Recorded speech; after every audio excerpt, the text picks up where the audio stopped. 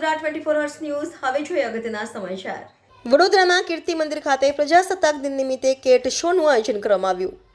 વડોદરામાં કીર્તિ મંદિર ખાતે આજરોજ ડોક્ટર એન્જેલિના ક્લિનિક પર પ્રજાસત્તાક દિન નિમિત્તે કીર્તિ મંદિર ખાતે કેટ શોનું આયોજન અવેરનેસ માટે કરવામાં આવ્યું હતું, જેમાં 5થી વધુ અલગ અલગ જાતની કેટ આવી હતી। આ કેટનો મુખ્ય હેતુ કેટને કઈ રીતના રાખવી જેને લઈને આ સરસ આયોજન કરવામાં આવ્યું હતું કે તમે કેટને કઈ રીતે સાચવી લો, કઈ રીતે સારવાર લો તેની માહિતી આપવામાં આવી હતી।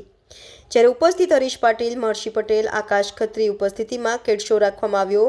હરીશ પટેલ દ્વારા ખૂબ જ સરસ કેટ વિશે જાણકારી આપવામાં આવી હતી। ડોક્ટરોની ટીમો પણ હાજર રહી હતી।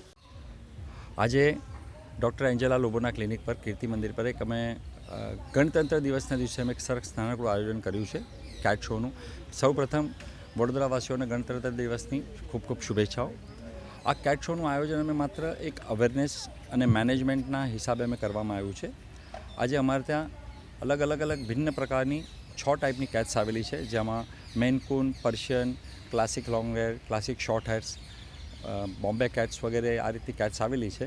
આ કેટ્સનું મુખ્યત્વે ધ્યાન અમે એ રીતના રાખેલું છે કે કેટને મેનેજ કઈ રીતના કરવાની, કેટ કેવી હોવી જોઈએ। આજકાલ જે રીતના ડોગ્સથી લોકોનું મન હટીને એક નાનકડા પેટ તરફ જઈ રહ્યું છે, ત્યારે અમે આ કેટને આજે કેટ શો દ્વારા પ્રમોટ કરી રહ્યા છે કે જેની અંદર તમારો સમય ઓછો લાગે, તમારા કામના શેડ્યુલમાં બહુ તકલીફ ના થાય।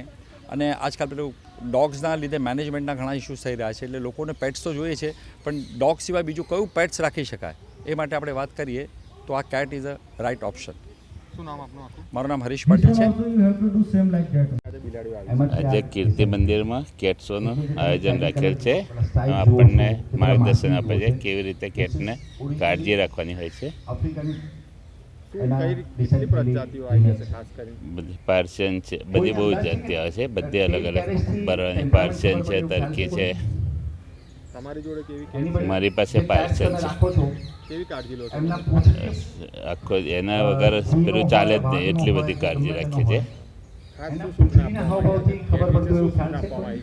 કેટ ફૂડ આવે છે એનું, એ બધું આપીએ છીએ।